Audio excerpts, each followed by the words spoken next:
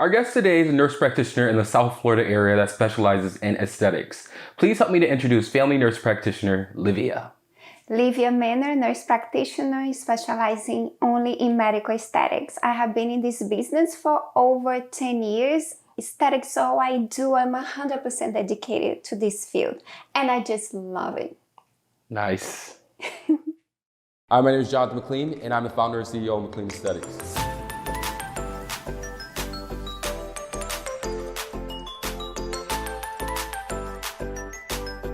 Welcome to the dark side. Let's go.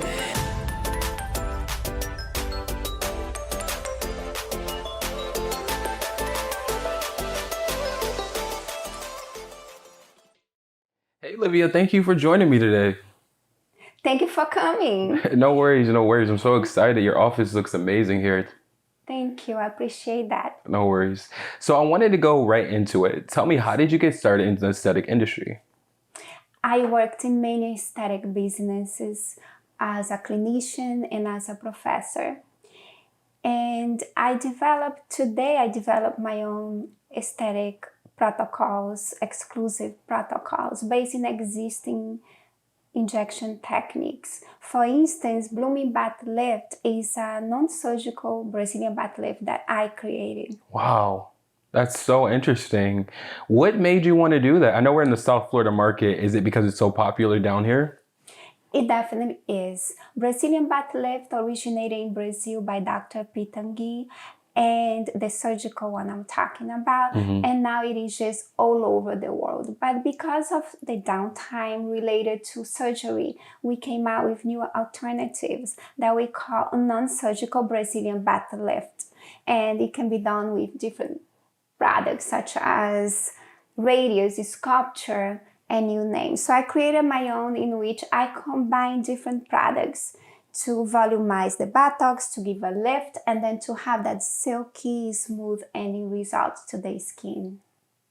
Wow, that's very interesting. Like, I go to so many clinics, I see that popping up all over the place.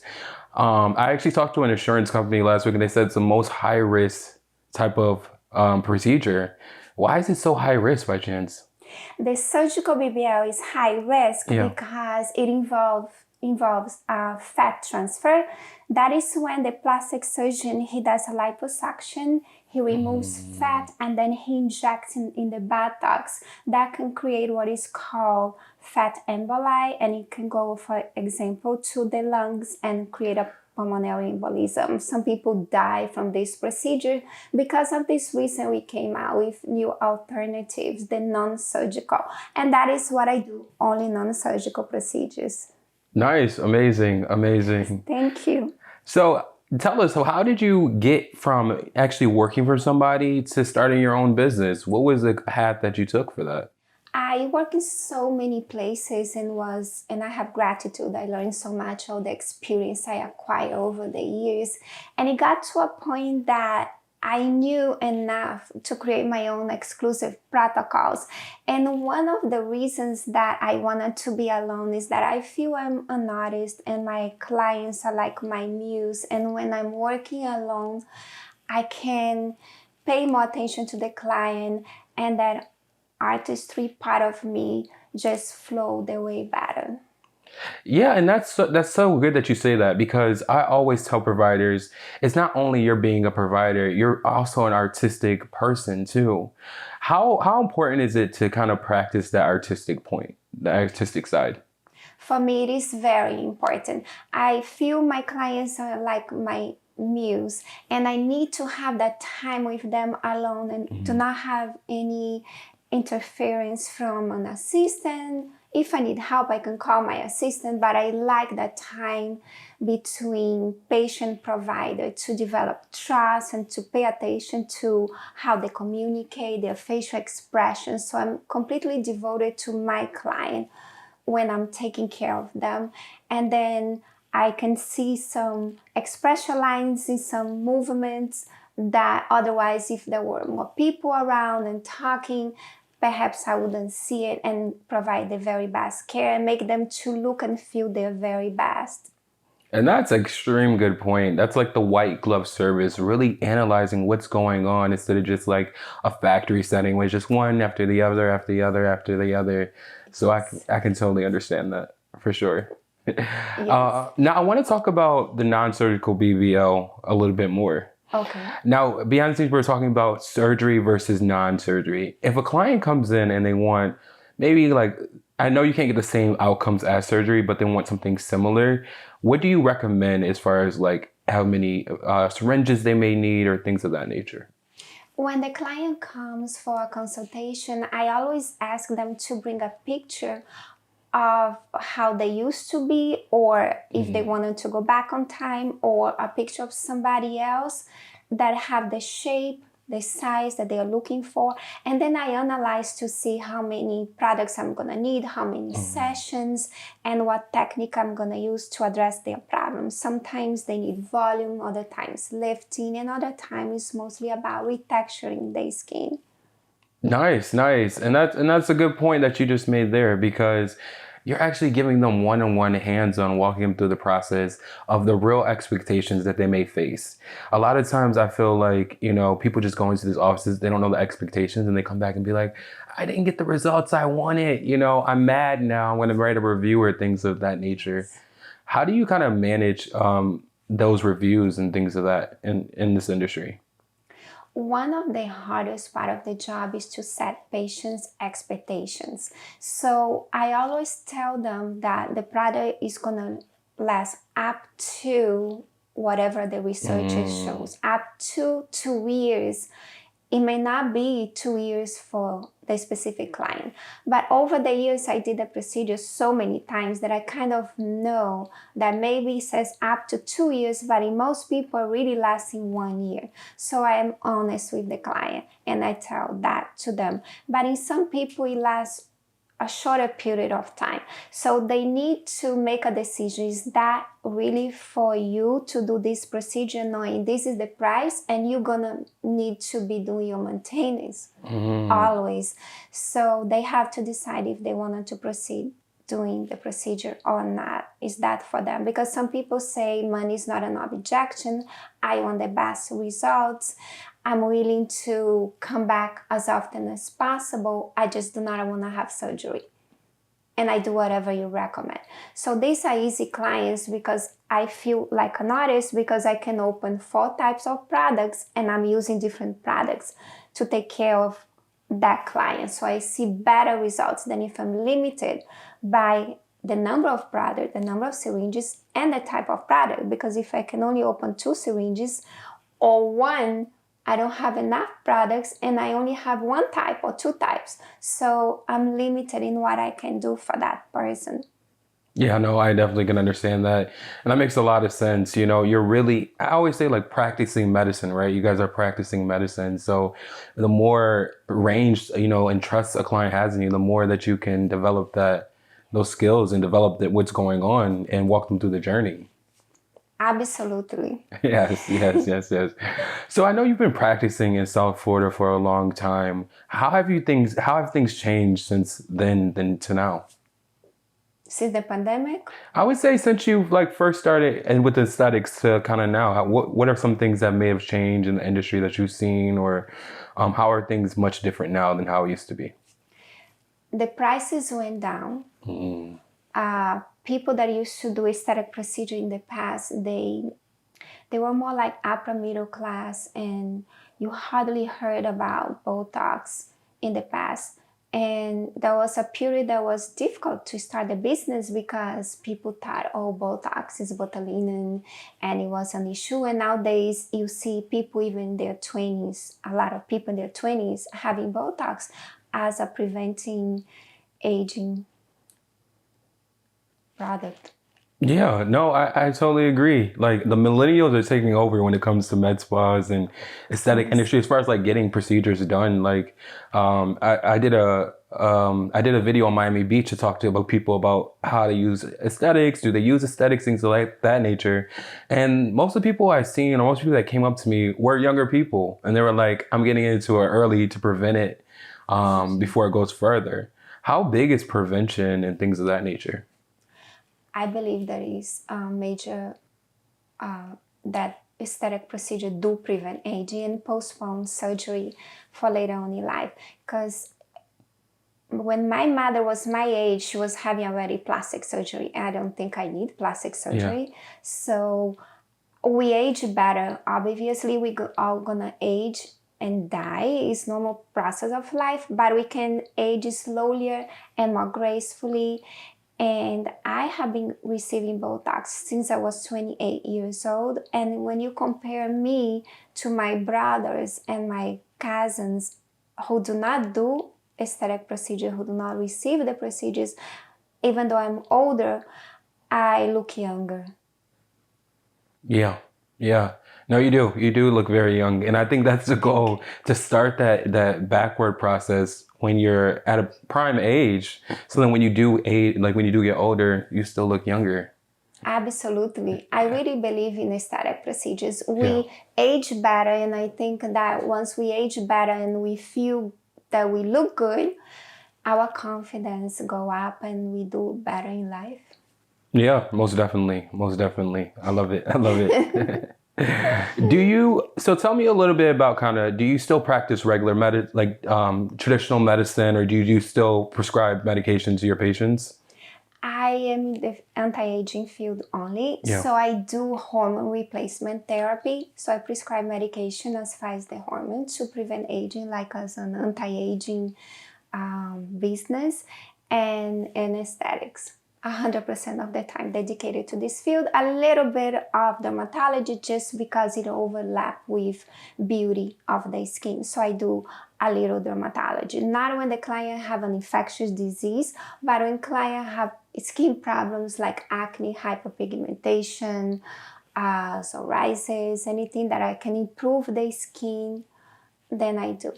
Nice, nice. Yes. Now, you talked a little bit about teaching before. How was that for you, and how did that impact your career? It was a great experience. I think that when you teach, you learn as well. I met providers from all over the world that came to South Florida to a school I used to teach, the Aesthetic Skin Institute, and we communicate until today. So it's nice to be able to share knowledge with people who live in other countries. Do you feel as though like different countries are ahead in aesthetics, and how do you learn so much to bring it back to America? Korea is ahead when it comes to surgery. Gotcha. But they do some type of surgery that for our culture, it wouldn't work very well. Like they change the color of people's eyes and they become blind for 3 months, but then from black they get a blue eyes, but then Wow. you are blind for 3 months. I would never do that. I keep my black eyes. That in here you wouldn't be ethical, but they do a lot of surgical procedures. The US, we are big as well. US, Europe are big in aesthetics, and we do surgical and non-surgical. A lot of non-surgical. Nice, nice. Yeah, I see them doing derma fillers all over the body now. Like you can literally get filler everywhere. Yes, we do the PDO threads for Yeah. knee lifting, the fillers for hands rejuvenation, neck rejuvenation. All these are becoming more popular because we all are more concerned about our face. We cannot hide our neck and knee, but people becoming more conscious that part of being beautiful is the whole body, not just the face. And they're starting to do other part of their body too. Sometimes the face is perfect and the neck's not, and the neck can give away their age or their hands. So they started to do other body parts as well. I agree. I watch being in this industry. I mean, your eyesight becomes like my eyesight becomes 20/20 with a lot of different things. And I can see now that some people get their face done, but then their neck is like still not sped up to where their face is. So you can kind of see their aging and things of that nature. Absolutely. Nice. So we're doing sculpture for the neck to Oh, wow. retexture the skin, and PGO threads for lifting the neck. Nice, nice. Yes. Now, being everybody had to start in the industry from point A, and I know you got your first job and you were in the industry ready to go. Is there any advice you can give to somebody that's trying to enter the industry and having a hard time, feeling like they're never going to get in? Yes, I believe that education and practice are very important factors. Hmm. And to read as many articles as possible, attend conferences, and if possible, to collaborate with other physicians in the same field. Nice, nice. So everybody had to start from the beginning. Providers want to enter this industry every single day. New providers want to enter this industry. What are some tips you can give to somebody that may feel like I'll never get in, or some tips that they can do to get inside the industry? Education and practice. After they get their degree, they can either be a doctor, a dentist, or a nurse practitioner or a PA. Those are the four people that can practice non-surgical procedures in the state of Florida. Then they need to take courses. They need to get their certifications in Botox, dermal fillers, Brazilian butt lift, whatever they wanted to practice. Normally, people started taking Botox courses. That is easier than fillers. It can get complicated.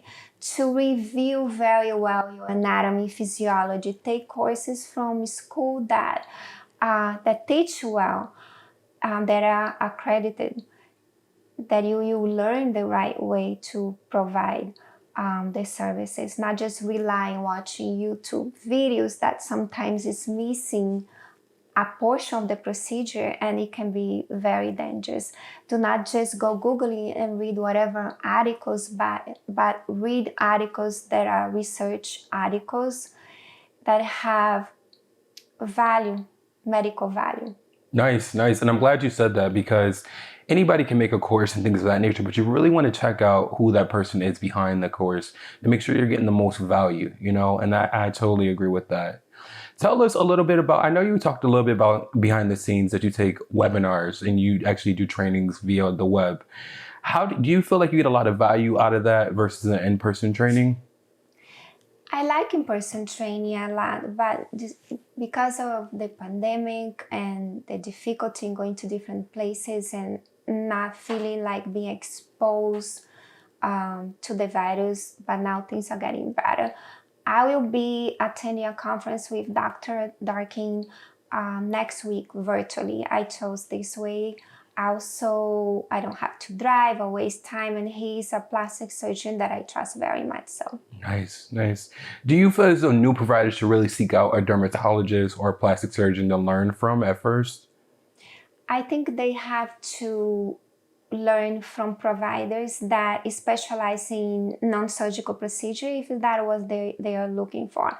Because if you are a plastic surgeon, you may do well as a plastic surgeon, but what percentage of the time do you really utilize doing non-surgical procedure, which is two different type of procedures? So does the person teaching have to be a dermatologist or a plastic surgeon?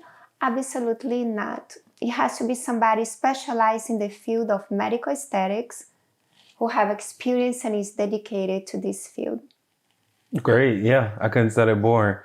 And I was talking to another provider about that. Like, you really want to learn from somebody that's doing it all the time, that knows what can happen in case of emergency and things of that nature. I know you said you made your own protocols. Was that an important part for you? Yes, it was. For me, it's important to differentiate myself from other providers. And by having so much experience, and I don't know how many thousands of different types of procedures over the years. Mm-hmm. And then I found out that certain ways work better than others.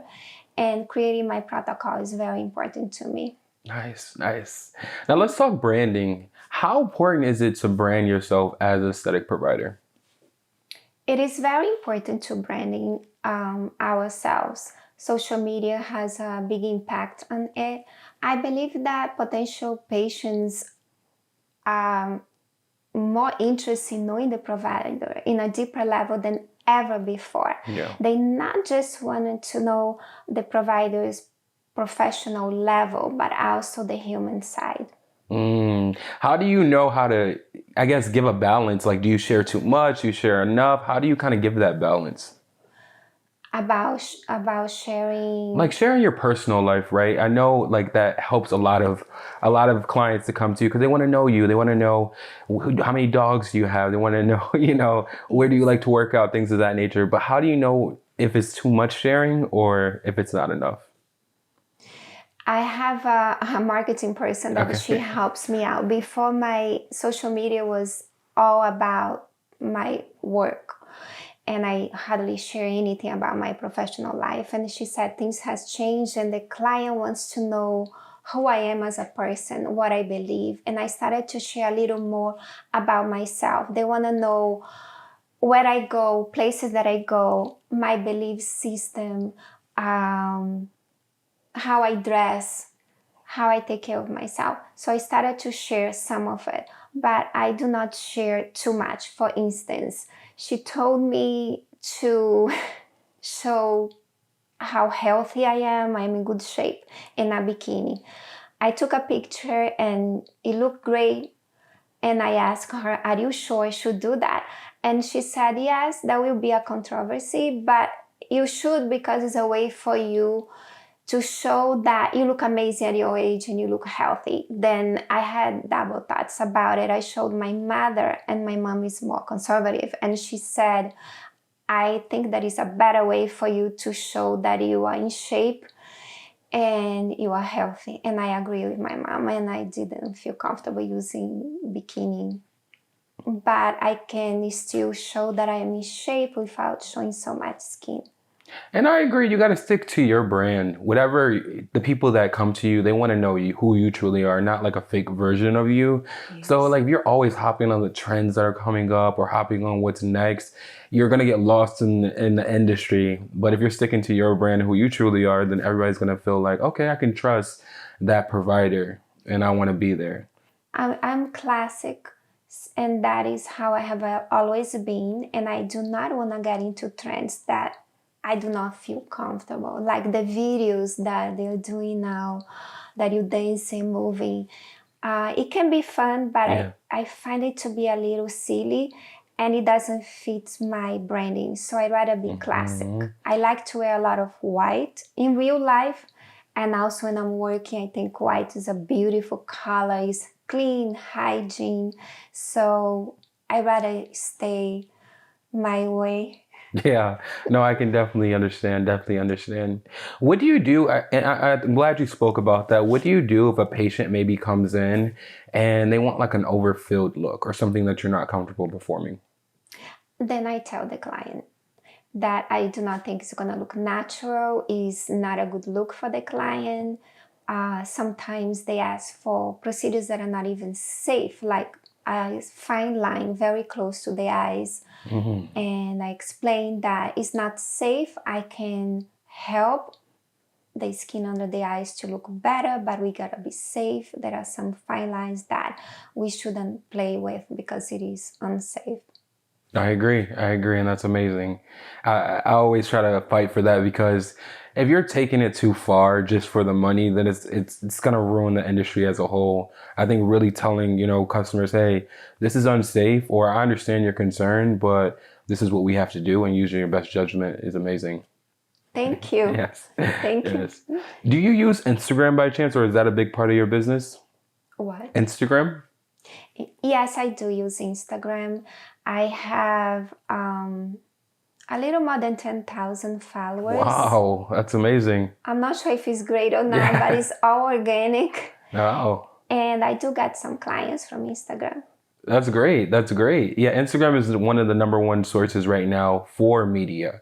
So the fact that you built an organic audience over 10K, you got to think most providers aren't getting those numbers because of the smaller type of industry. So it's great that you keep building those numbers. Thank you. Yes, for sure, for sure. Thank you. Is there any training or conferences that you recommend for providers to maybe try or go to? Yes, I do. There is one here in Miami, the Miami Convention Center. They are having conferences annually, and there are good providers there teaching. I used to teach at the Aesthetic Skin Institute. It's a good place too. There is a colleague of mine, Dr. Herb, that he offers preceptorship programs Wow. in a one-to-one. I used to do that, but now I'm kind of busy, so I don't do as often. I may restart providing that as well. Wow, that's amazing. I'm going to have to put that information below because so many people want to break into the industry. And I think there needs to be some type of residency or something for providers because, when you go to school, there's no subspecialty to learn in school. So how can you really, learn? You have to kind of take the leap and kind of try it out. But just to have like a residency that you can go to after, I think would be awesome. Yes, because we don't have that yet, then that is why I always say read as many research articles as possible, get involved with the trend in aesthetics, attend conferences everywhere if you can in other countries as well, and collaborate with other providers in the field. You Yeah. need a lot. You're only as good as the knowledge that you know. So always learning, always learning. Yes, absolutely. So I know you met so many people in the industry before. Who are some people that you can recommend for everybody to follow? It could be on Instagram. It could be somebody that you just know of, a doctor, a mid-level, anyone. Nurse practitioner Herb is a very good one. He was my professor initially many years ago, and we do collaborate sometimes. Dr. Darking, I really like him, and he's a great provider. Dr. Faride is also great. She's in the aesthetic field as well. We collaborate as well. Nice, nice, nice.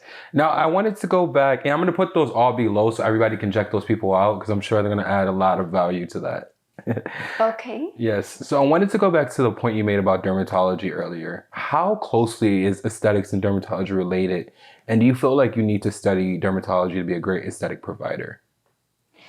Part of dermatology involves beauty, aesthetic, which is taking care of the skin, like teenagers with acne or hyperpigmentation from the sun, or even after a disease or something. So that overlaps. And I do take care of those clients. But when it has to do with infectious disease of the skin, then yeah, of course, if you take care of that, it's going to improve the skin too. But that is more medical, and the insurance is going to cover. And I rather do not take care of these clients because the insurance will cover why to pay out of your pocket. If your insurance is going to pay, it can become very expensive for the client. The other reason is this is a small practice, and I like it to be small because it's more intimate. I'm closer to my clients. I like that relationship of connection between provider and patient. My clients appreciate that as well. So for me to take care of patients that come with some infectious disease, it can be contagious, and I rather keep my place very clean and only taking care of the aesthetic aspect. Wow, that's some great information. Tell us a little bit about hormone replacement therapy. Now that has become a trend in South Florida and everybody's starting to hop on that wave now. How important is that for people that are aging? It can be very important for like menopausal women. Sometimes they suffer a lot with hot flashes, like 20 hot flashes during the night. They do not sleep, and they wake up. They are exhausted, frustrated, irritated. It can be very difficult to deal with these symptoms, and it happens with men also. With andropause, the energy level goes down. They don't have the same desire to work, to do things in life. So hormone replacement can be very important and help people to live a better life. They don't have to suffer, do not have energy, cannot do anything, cannot sleep. That is terrible. Not to be able to rest and sleep in the morning, you cannot work, you're exhausted. But it is not for everybody. It has to be safe. Yeah. So each client, we take the blood test, we do an assessment to make sure that they can benefit from hormone replacement without taking chances of the complications that it can occur. Wow, wow. And I just learned about, I want to say not even a year ago, I really learned about HRT the most and has so many great benefits for, like you said, men and women. Now we are in your office right now, as I said. It looks amazing. Can you go ahead and tell us where are you located, what type of services that you offer, and who could come if interested? I'm located in Hollywood, Florida, in 1940 Harrison Street, Hollywood, Florida, and I provide non-surgical procedures, everything about non-surgical procedures head to toe. And that includes, for example, lip augmentation, jawline definition, cheekbone augmentation, under eye treatments, eyebrow lift, hands rejuvenation, neck rejuvenation, sculpting the body with products to destroy fat cells. For the waist, love handles and abdomen, knee lift, varicose vein removal, hormone replacement, Brazilian butt lift, and much more. Wow, it's amazing. Definitely come. We're going to drop that address below so everyone can come and check it out, or definitely call you and set up an appointment if interested. Thank you. Yes, no worries, no worries. Now I want to talk about PDO since you mentioned that PDO thread. When you do like the knee lifting, a lot of people, providers have said PDO doesn't work really good on the body. Who would be a good candidate, I guess, for putting it in the body? It would be somebody whose skin is starting to lose the laxities, like it's getting a little saggy, but it cannot be a severe case. In a severe case, then plastic surgery will be the best. And then the threads have to be designed for the body. The ones for the face is different. So we need bigger threads with bigger anchors for better holding. Yeah, no, that's a good point. And what's the two different? I understand there's two different type of threads, correct? Like the sugar ones and then the barbed wire. Is that correct? Yeah, there are different type of threads, PDO threads, Yeah. and some they have the barbs, which is for lifting, and some is just for to produce collagen and create the tightening effect. And they have like different shapes. So I use a combination of threads to get better results for lifting and tightening of the skin and retexturing of the skin as well. That way the client has better results. Nice, nice. Yeah, I've learned so much about threads over the last couple of months, and where they're originated and things of that nature. That's why I love what you said about the global perspective because threads originated from overseas, and some people have been doing them for years. So it's so interesting to see them done in the U.S. now. Yes, the threads, I became certified in providing threads in 2015 when it was first FDA approved in the USA. Wow. But I did get my training in France as well. I was just preparing myself. I knew it was going to be FDA approved. So when it became, I got my certification here. So that's why I'm saying it is good to get training in other places as well.